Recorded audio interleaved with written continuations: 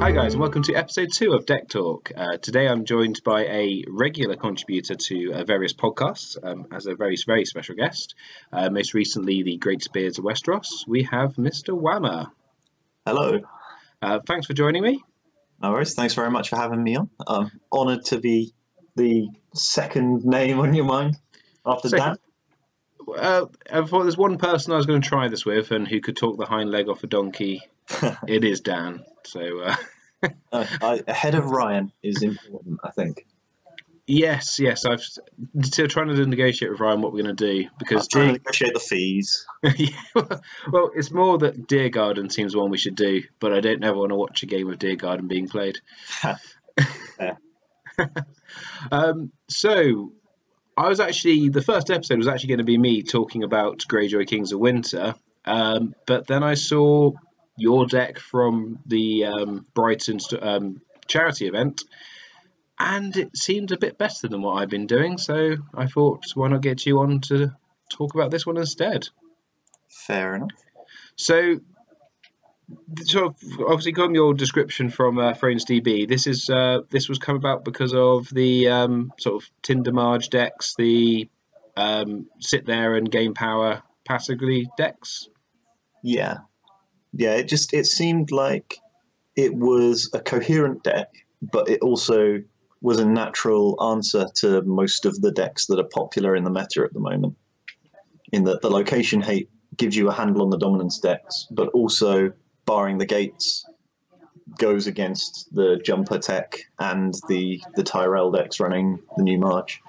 So it seemed to sort of cover off all the bases, and in a way that made a deck that sort of made sense, rather than it just being, I'm going to build a deck and I'm going to include barring the gates to tech against Tinder Marge. It's like, no, barring the gates sort of fits anyway, and the fact that it is a good card to include generally right now anyway is just kind of makes it neater rather than taking away from it. Yeah, because it's stopping also stopping Harrenhal, the Lanny version anyway. Yeah, which is that and the Tower of the Hand, I imagine, could be quite detrimental to this style of deck because it's Greyjoy. Yeah, definitely. But 2 turns of going, actually, you just can't do that. It's never going to be a bad thing. Yeah. Okay, so is it worth starting with the plots then, or where did you start with the deck? Was it barring the gates was the first kind of idea, and then the characters, or? The origin of the deck was that I'd gone to one of the London meetups with a Tyrell Banner of the Watch, all of the defense, the Wall, Haunted Forest, High Garden, that sort of a style of a deck. Yeah.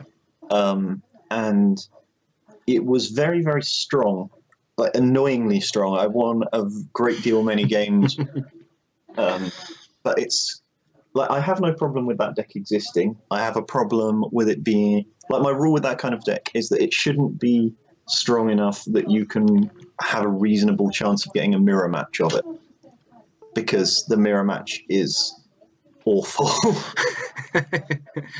It's a bit like a nice watch mirror match, I guess. Yeah. Any of the clock decks, I feel like if they're popular enough that 2 of them have to face off against each other, it's just going to be an uninteractive mess of a game. Yeah, I think that's fair. When Ryan was playing how many characters it ended up being, like 48 character deck. Yeah. Did you ever get a chance to play a mirror of that? No, I have watched a mirror of it, and it was not the most fun game I've ever watched in my life. No, yeah.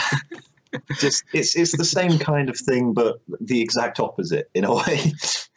Yeah, I guess because with that one, I was watching him spend about 5 minutes working out if he could win a power challenge, go in for about 50 on a power challenge, for the opponent to sit there for about 5 minutes, work out who's going to lose the power challenge, and chud block. Yeah. Which was not interesting at all. No. So yeah, I felt like I wanted to build a deck. Like my thought process when making the very first draft of the deck was, I want to annihilate those defensive decks enough that no one will want to play one against me. Right. Okay. So the original version of the deck was just, I want to make a deck that has 3 We Do Not Sow, 3 Put to the Torch, 3 Newly Made Lord. The original version had 3 Sea Bitch in it as well. Like, I think there was no kill like overkill. Yeah. as much stuff in there as could mess people up. And then my very first game with the deck wasn't against a Night's Watch defense deck or anything like that. It was against a Stark Kings of Winter deck that was running like a mini curve. So I was like, well, this isn't what I was planning on testing against, but whatever. And they set up like a Heart Tree Grove or a Rose Road, and then 4 Chuds. And so I was like, okay, and I'd set up King Balon and a Chud. I was like, okay, I'll open first Snow of Winter. Let's see how this goes. Did that. They opened Famine, not calling my first Snow of Winter at all. So I'm like, okay, I'll go first. They, because of Famine, didn't have enough gold to be able to play out something that would be able to survive the first Snow of Winter. So all they did was play out another Heart Tree Grove. I didn't play anything out to go alongside Balon. All of their side bounced, and with my military challenge, I was able to put to the torch one of the Heart Tree Groves and Weed Not Sow the other one. So that at the end of that first round, they had no characters on the board, no locations on the board, and because they'd opened with a 4 reserve plot and it was 2 Kings of Winter decks, they had to discard down to 2 cards in hand. And I was like, okay, yeah, no, this deck's funny. I've got to keep playing this deck and see what I can do with it. So that was kind of its origin. Right. And then over time, I refined out some of the location hate. Like, it became very apparent that the sea bitches were overkill when paired with the puts the torches, the We Do Not Sows, and the Newly Made Lords. Yeah. And it was a bit light on characters. The first draft, I think, was only 27 characters or something like that. So yeah, they ended up going, and it sort of just stopped being a caricature of a deck and started becoming an actual deck that just pushed that choke a bit. And that's the thing, from my experience playing Greyjoy Kings of Winter, even with just, I'm running 3 Sea Bitch and 3 We Do Not Sows, and it's amazing how that can, so that just little choke can make a massive difference, especially on the Famine turn post first snow. Yeah, definitely. And the other thing I would say, probably start the plots just as it's a good place any. First Snow of Winter, I talked about this in a previous video. It's amazing how many people are not teching for that right now. Yeah, they kind of sort of went, oh, well, Lannister isn't the top dog anymore. That means First Snow of Winter is going to be reduced. I don't need to worry about it so much. Yeah. No, it's can still wreck your day the same as it could before Valor came out. It's won me most of the games I've won with Greyjoy versus Night's Watch is because I've done First Snow. They weren't expecting it. Any characters they might have had around, the amount of times I've had new Arrow and Dampere, so they've saved themselves, so I just knelt them anyway. Nice. And it's just those little combos, which I'm actually not running Valor, and everyone expected me to be running Valor, so they also play expecting Greyjoy to have Valor, which has been a big help. Not so much now against my regular opponents because they all know I'm not running Valor. Yeah. But yeah, so obviously, but you have got the 2 resets. So I assume you're just trying to keep the board as small as possible so you can get through to these locations. Yeah, like ultimately, yes. I mean, it's multiple resets. It's 2 claim. It's choke. I want to stop you playing as many characters as possible because other than a couple of exceptions, the characters I'm running aren't that good. They're serviceable bodies that sort of do one very specific thing that I need them to do, most of the time being be cheap. Yeah. Yeah. So, obviously, so you talked about barring the gates. So I assume this is also kind of your economy plot, or at least backup economy plot after Noble Cause. Yeah. So when I made that first draft of the deck, the first pack of Cycle 3 wasn't out yet. So the barring the gates, one of them was a Snowed Under and one of them was a Winter Festival. Yeah. And when that pack came out, I was sort of thinking, which one of these should I cut? Because at the time I was running 3 Salty Navigators, so the idea of Snowed Under giving me a reasonable chance at guaranteeing initiative was kind of appealing. Winter Festival obviously is Winter Festival, it's a very good plot. And after a bit of thinking, I was like, I kind of prefer barring the gates to both of these. So I'll replace both of them with barring the gates. Well, as I say, because you're not losing anything on the econ. You're kind of maybe losing something on the initiative, maybe not over Snowed Under. Yeah. and you're not reliant on it not being summer for Winter Festival. Yeah, that was a big thing that appealed to me. Is that especially the problem with Winter Festival as an economy plot is, I'm sure you found this playing Greyjoy Kings of Winter, that a lot of people like to open, if they've got, you know, one or two summer plots, they'll typically play those as the first couple, with the idea being that they can sort of establish their board presence before the choke sets in. Yes, it's the people who don't do that I because I quite often open with Race in the Mist. Yeah. And depending on board state in hand, but that's quite a common opener. And if they don't open summer and they can't get anything out, they do start struggling to keep a board presence down. Yeah. So it's because quite often, as you said, with Barring the Gates and at the time Winter Festival, it's sort of like your backup economy plot. If you don't have a Lord for Noble Cause or whatever, it kind of sucks to have to open Winter Festival knowing that your opponent probably is going to be playing Calm or Time of Plenty or whatever. Yeah. I definitely agree with that. There's nothing more annoying going, yes, and I'm going to choke you. I know it's Calm, and I'm not, even if I have reduced something with like Lord's Board Shipwright to reduce, so you can't use your King's Road, you'll probably still reduce the military claim anyway, so you're still going to have a board presence at the end of the turn. Yeah. So, okay, obviously, Noble Cause, I don't really talk about this one. I think people know what that one is doing. Yeah. I've discovered that sometimes with your plots you need economy. It's weird.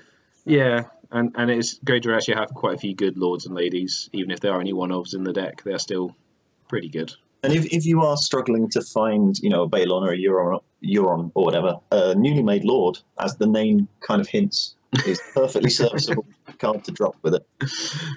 Newly made lord's a lord, who would have thought? The next thing you can tell me, the Bear Iron Loyalist is a loyal card.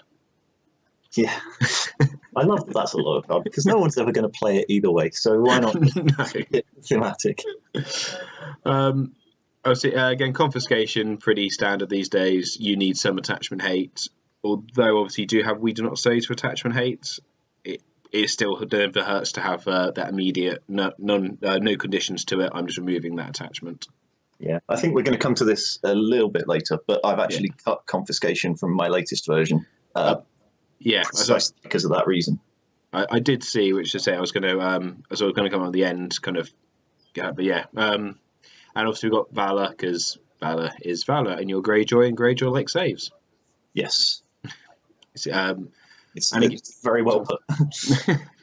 Well, they are when the article dropped about it, and everyone kind of figured they are the one faction that kind of wanted Valor the most. It kind of just fits them with Iron Minds, Victarion save, Risens. It just works with them really, and and after the Valor, then obviously the first Snow, I imagine, could be a good combo with this. Yes. Not immediate, well, maybe immediately afterwards actually. It depends on the boards, like yeah. Okay, so do you want to hit characters first, or? Sure. I mean, most of the characters are quite obvious. Do we want to sort of work down the cost curve, maybe start at the big guys, because they're sort of the most interesting and inform a lot of the rest of it. They are. So the first thing here, you got 3 Euron Crozai, who is a fantastic character. I must admit, I actually don't have him in my deck because of the 7 costs. So I was trying to keep my cost a bit down. Yeah. He is also a character I have this kind of relationship with Greyjoy, where I drop him because I think he's too expensive, and then for some reason I put him back in, realise I love him, and then over about the next week or so, eventually drop him again. Which I never. He's just. I think it's that 7 cost. It puts. I don't know why with Greyjoy that puts me off. Yeah, I mean, obviously, in this deck, it sort of maximizes his potential almost as much as it's possible to do with the 9 cards in it that can discard opponents' locations. Yes. With this, I imagine, he and potentially pillaging them off as well. Obviously, probably not relying on that, but yeah, the ability, even if you're just sitting King's Roads, he starts paying for himself. Yeah. In fact, sometimes I find he can be a great choke from your opponent just stops using King's Roads. Yeah, I've had that happen. Yeah. At which point he is paying for himself. He is the ultimate, well, not the ultimate choke, but a really good choke for stopping the high end characters coming out, which can cause you some issues. Yeah, the ones that could maybe stop Euron triggering in the first place. Yeah, exactly. Brilliant. Okay, so yeah, he's obviously been around since core. People know what he does. He also gives you a much needed intrigue icon, which obviously should be pointed out because that is one thing Greyjoy do suffer with. Yes, there was a reasonably late added module of wildlings specifically to address that fact in this deck. Because one of your other main intrigue icons, you're potentially kneeling out for its other effect. Yes. Yeah. Now, one of the interesting choices of this, again, very different from how I've been running my one, King Balon. Yes. So the reasoning here was basically, other than the We Do Not Sows, I'm not really bothered about getting unopposed challenges. Right. And Core Balon is fantastic, and basically an auto-include if your deck is consistently trying to get unopposed challenges. But when you're not trying to do so, it's like I can play the core one, you know, he's good for pushing challenges through. King Balon is also good for pushing challenges through, only costs one more and can participate in twice as many challenges. Yeah, no, that is definitely true. Obviously, the whole not kneeling to attack in military, as long as no king out, is a very strong ability. Yeah. I had a quick mess around with a Greyjoy Lanny build with him and Jamie, on the idea that I just do a strength 10 strength 10 military at the start of every turn. Yeah. for free basically. Yeah, it's a good play. That were you running Storm of Swords in that deck, or were you keeping it reasonable? I think I did have Storm of Swords in one of the builds, just to and then a couple of 2 claim plots. Just Right. I'll let you in on my secret jank tech. When the next pack comes out, there was that Stark army spoil that's you discard gold from it to make it so it doesn't kneel to attack on military. Yeah. Between that and Vanguard of the North, I'm thinking there's enough tech now that you can make an alliance deck of Greyjoy, Wolf, and Lion, and just try and get in as many characters as possible that don't kneel for military challenges. Okay, I like that, and I think I know what we'll bring you back on for next time. I'm sure it will be absolutely terrible, but I will have fun proving that fact. That does actually sound like a lot of fun. I hadn't really thought about that one. That's okay. Food for thought. You heard it here first, people. Potentially. Yeah. No one steal it. I'm trademarking it now. But I would say I was actually quite impressed with Core Balon because I kind of dismissed him a little. Sorry, Core Balon, King Balon. I kind of dismissed him a little bit when he first came out because, like you say, Core Balon is really good. Yeah. And again, in my version of this, I've got Core Balon with lots of fish whiskers on the basis of I can get 2 unopposed challenges every turn. Yeah, it makes a lot of sense. Yeah. And then presumably you were running like the Reader and Great Kraken and that sort of thing. Yeah, so mine was almost a slight choke / power rush rather than whether you've gone for use the power. Sorry, use the choke to delay the opponent enough that they can't stop you winning quick. Yeah, and again, it's one of those. If I have one by turn 4, I'm potentially in trouble. Yeah. But so it was surprisingly consistent. But this looks far more fun, if I'm honest. Especially in the current meta. Table you're on, I think. Well, I'm one of those guilty parties with the Baratheon dominance tech, so I say I'm going to have to learn and enjoy the other end of it as well. But yeah, obviously, have you used his ability for the +1 much? Is that something that ever really comes up? It doesn't come up often, but when it does, it's really, really good because your opponent almost always will forget that it exists because of how infrequently it matters. And I think I've only ever had to trigger it twice, and both times my opponent was blindsided by the fact that I triggered it. Because the big one people forget is Iron Mines don't need to be knelt to work. Yes. So because obviously you've got the jumping to locations, you have got the scout ships. Obviously they basically have the same effects anyway. Actually, I do lie. I have triggered Balon's ability on the scouts just for the fun of using scouts for Balon's ability rather than for themselves. I guess it is each loyal character, but there's not that many loyal characters. No, there's Balon, Euron, and I think that's it. In this deck, by looks for yes. Yeah.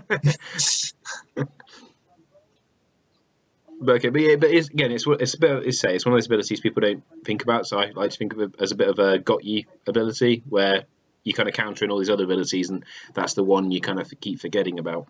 Yeah. Okay, on to around sort of the 5 costers. You've got the 1 Asher, 1 Esgred, which are going to kind of cover in the same kind of form, because they obviously have they do synergize. Well, they don't synergize together because they can't be played at the same time. What's the thought process between one of each? Is that just because if one dies, you don't care? Essentially, yes. And this is another one we'll go back to when we look at the updated version. Okay. But yeah, just they're both great characters. The odds of seeing them both at the same time are quite small. And even if I do see them both at the same time, having a character I can hold back on, like being able to say, "Oh, I don't mind if my Asher dies," can be powerful in a sort of like taking your opponent off guard kind of a way. Yeah, like I said, yeah, kind of liberating that you're not trying to. You got her out. You don't want to. You're not that worried about keeping her alive. Yeah, like if they're counting on me having to, only having 1 Iron Mines and having both, I don't know, like Asher and Victarion out or whoever, being able to just throw Asher away and play my Esgred instead is fine. Like, it's not ideal. It would be nice if I could play them both at the same time, but they're both good enough that I don't mind having one of them occasionally be useless. That's cool. I still want to win a game one day by playing Asher after Esgred's on the table. Nice. It's one of those goals, Thrones goals. Yeah. But they're both great. I mean, the double stealth from Esgred is, I know I was worried about the strength of 2 initially, but double stealth is just, it's just a bit of a crazy ability actually. Yeah. Especially with the icon spread. Yeah. One of my few intrigue icons, as discussed. Yeah. Obviously, you've got Fish Whiskers because it's a winter deck and it'd be a bit silly not to have at least 1 copy of him. Yeah. It's and also he's very good at getting the We Do Not Sow tech off. Yes. Now the interesting thing I've talked about taking 3 Fish Whiskers. I can actually see the logic to taking 1 because a couple of times I come across summer decks, at which point Fish Whiskers is a really bad character. Yeah, it's Blackwind's crew, but without pillage at that point, really. For a fair bit more to get on the table. Yeah. So I mean, I don't know if you'll find this. I'm seeing summer tech is regressing a little bit at the moment. Yeah, I mean, I'll be completely honest with you. I haven't played enough games to really be able to spot a trend lately. Right. But I believe you. It's something I've noticed. I have a fear it's down to Tyrell looking more It's the banners, and Barra seems to be going back to Fealty for whatever reason. Yeah, that makes sense to me. So they were the main 2 summer houses, really. Yeah, Barra's decided that it quite likes Winter Festival. Yeah. Tyrell's decided that it quite likes other factions, Lords and Kings. Because the one thing they don't have as many cheap lords. Yes. Yeah, I think that's making Fish Whiskers in the testing I did seem a lot more powerful than when I tried him at the beginning of the last cycle. Fair. Where I found him a bit weak at that point because I think obviously a lot of people were trying out Summer. But otherwise, his ability of you basically can't defend against him is just very good, especially with Night's Watch around at the moment, needing to get unopposed off. And your winter, you say you might as well leave him as a one-off because you're going to hopefully you're going to trigger him, have him a bit able to trigger. Sorry, at least half the time. Yeah. Other 5 costers. Oh, I think it was 6 coster. Obviously, you talked about him already. Victarion, who is potentially now my about favourite Greyjoy character. He's just good, isn't he? Yeah. Intimidate, the one thing Greyjoy needed. Well, not needed, but with the stealth, him and Esgred have been a brilliant sort of almost power couple for me. Nice. I'm going to ignore the thematic nice elements of that and say nice. In all fairness, we're in a game with the 2 Lannisters. This is true. So uncle and niece seem almost acceptable at that point. But yeah, I mean, I like to see Victarion very early. I don't know if you've used his ability to keep him alive very often, but I've used it once, but it was more of a sort of cherry on top type thing on that occasion. One thing I found within the pressure, when you see him early and you get that 2 power in very quickly, if the opponent is planning on Valoring, it just puts that extra pressure on them, potentially to Valor turn 2 and they're not ready. Yeah, I can see that. So, but otherwise, Intimidate is just a phenomenal ability, which isn't actually on many characters at the moment. No. Really. And say Greyjoy of the Stealth, he's a solid one of. Essentially could argue more, but I think especially for this style, where you want lots of, because you're potentially Valoring, you don't want them potential multiple copies. I guess that's the theory there, is it? Yeah. Also, just that he's so expensive. Yeah, I do with that. One of Theon, again, yeah, good, but you don't want to see a second copy if he's dead. Now, I would have debunked a theory here, because obviously, Theon disappeared a lot right around when Ward came out. Yeah. Again, I'm not finding Ward to be that big a thing at the moment. No, I mean, Stark seems like it's been in a bit of a rut in my experience. Yeah. No, I think so. No, I was saying and then realising I didn't have anything to say, so go on. No, I do agree, and I don't. Again, it's one of those houses I don't quite understand why they kind of just disappeared a bit, because even the Australians have basically stopped playing them. Yeah, I guess there's an argument in that they're kind of like a jack of all trades house in a lot of ways, and right now the game seems to be about pushing specific aspects. So like, if you want to rush, then they've got Eddard and they do have a lot of the rush tech, but if you do it out of Tyrell Wolf, then you get their bannerable rush tech and you get Marge, and like it just seems like they're not quick enough to play that game.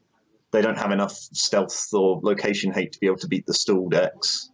No, and obviously was it Tyrell Wolf? There's just so much synergy with the ladies now, especially now all Men of Fools are out.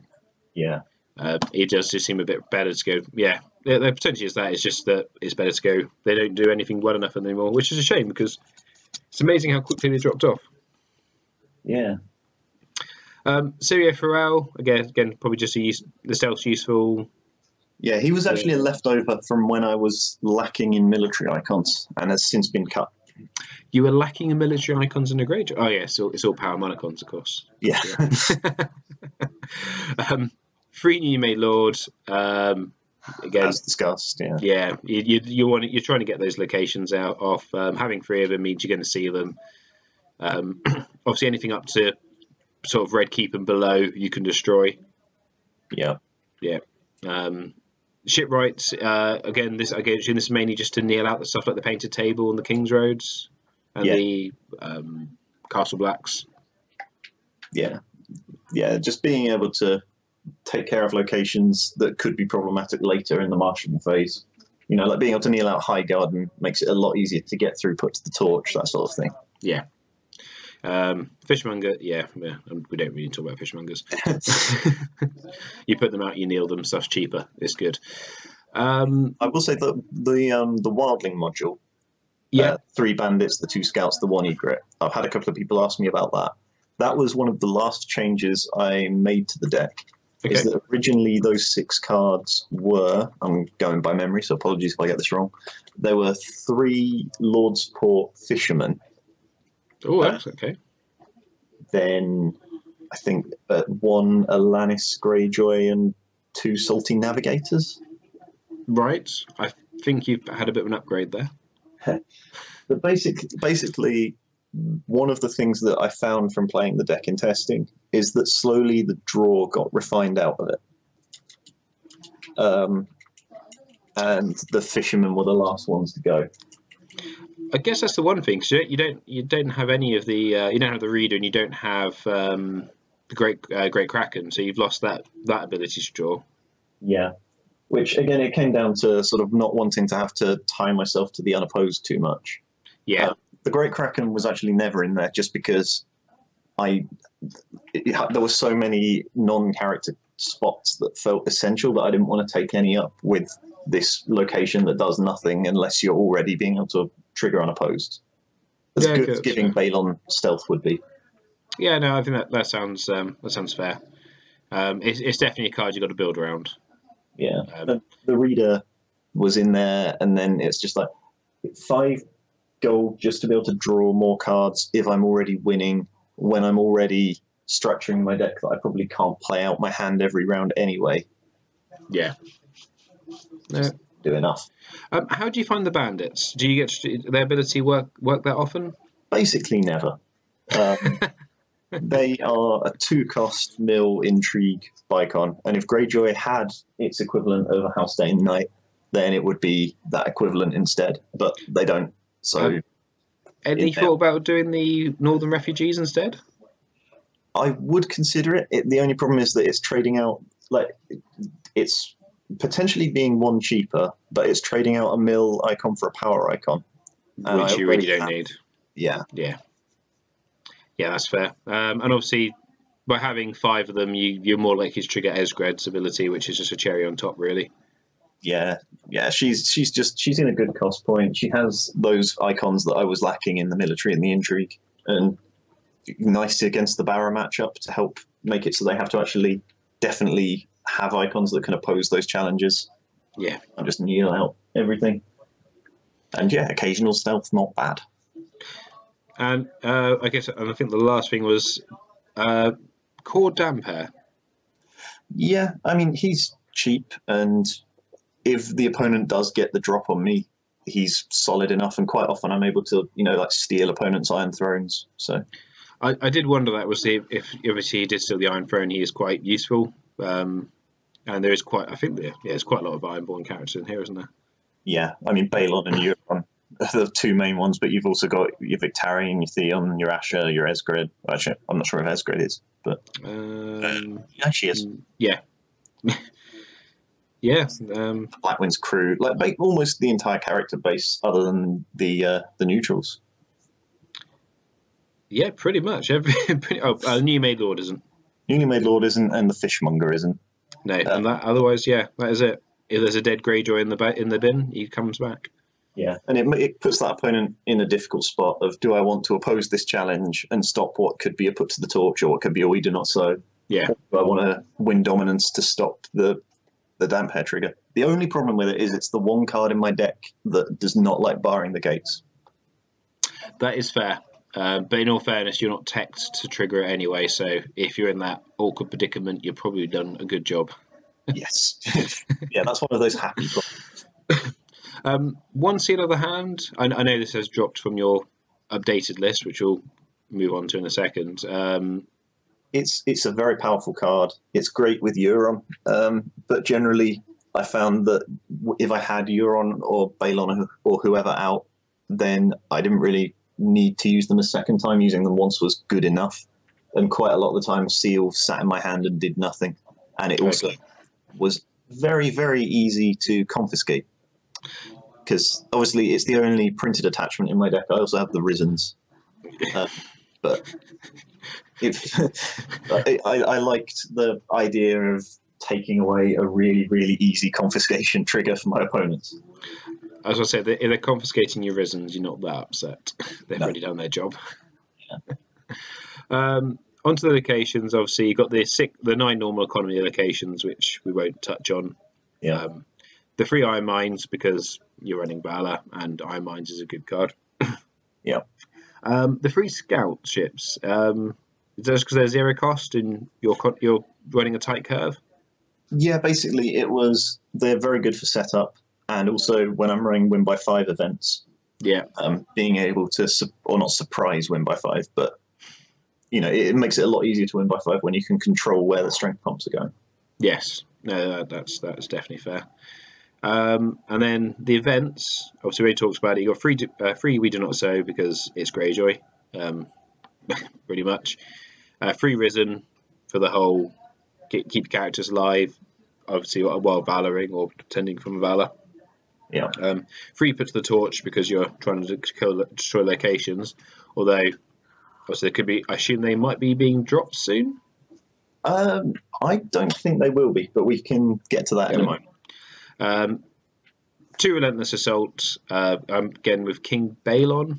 I imagine getting 2 militaries with him could be pretty crippling. Yeah, King Balon and like Asher as well. Obviously, you need something else in the challenge with her. I'm gonna be honest. This is a card I completely misunderestimated how useful it was going to be when I first saw it. Same, to be honest. When we were doing the reviews for Card Game DB, I'm part of the sort of the Quill and Tankard group that reviews as a group in that. And in our initial ratings, I'd given it a 2, and then you pointed out to me how wrong I was, and we upped it to a 4 in quick order. But yeah, I mean, you have to, I think you have to take around it a little bit, but it's some of the stuff you can do with it. I was having a lot of fun with Tyrell, just using Randall a silly amount of times in crossing. Yeah, and then I think the best one doing 3 power challenges in 1 turn. Yeah. Informant and Assault, is that? Yeah, Informant, Assault, and Randall in all 3 of them. That won me the game on turn 2, funnily enough. Nice. That will happen. Yes, it will. And then Nightmares. I guess for this is a kind of dual purpose card with the way this deck works. Yeah, I mean, Nightmares, it's one of those cards that's good in pretty much any matchup, but I have used it multiple times to blank economy. Okay, really get the shake on, and then also trying to think of any locations which would be helpful with it. Trying to get the full we do not so's. None's coming to my head, but yeah, I guess just blanking the arbor for a turn is a very good play. Yeah. Brilliant. Okay, so that was your current build, which you were King of Swiss at the Brighton event. Yeah. Should have a little asterisk that Ryan was crippled. But I mean, still, I think it was a pretty strong field, and definitely things like New Marge were. Well, you played against Tinder Marge, didn't you? At least once. Yes. So obviously got the correct trial by fire. So I assume the updated one you sent me, which I'll go to now, that is since playing.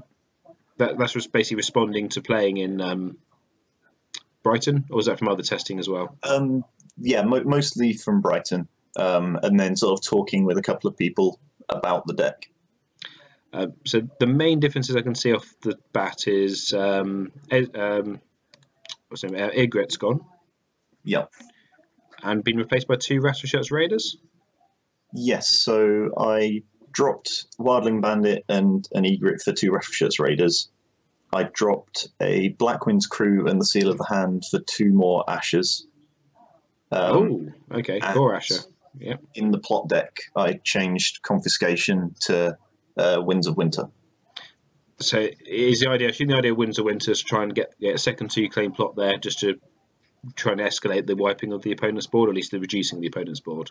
Yes, basically Relentless Assault is a great card, but it becomes amazing if you can do it on 2 claim.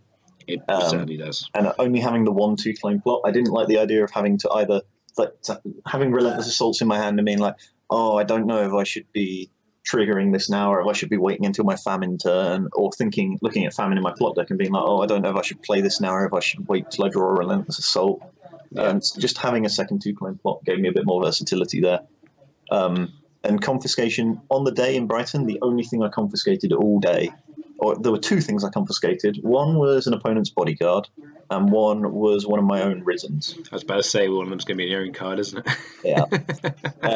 So it's like, yeah, okay, that's easy cut. I didn't want to completely abandon the attachment hate. Obviously, I had the We Do Not Sows, which can double up. Yeah. But I thought I'd put in a couple of Rattle Shirts to help cover me there. Yeah, and obviously everyone knows they're a really good card at the moment, just with the Night's Watch around and Cravens. Yeah. I hate that card so much.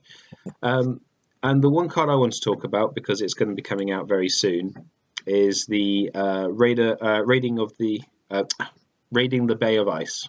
Yeah. So this is coming out of the Night's Watch box. For anyone who hasn't seen it, this is a 0-cost event, non-loyal, and Greyjoy event, sorry. And reaction: after you win a challenge, as the attacking player, nil a warship locations, choose a non-limited location controlled by the losing player and place it on the top of the owner's deck. Now, obviously, this immediately screams Euron Crozer loves it. Yeah.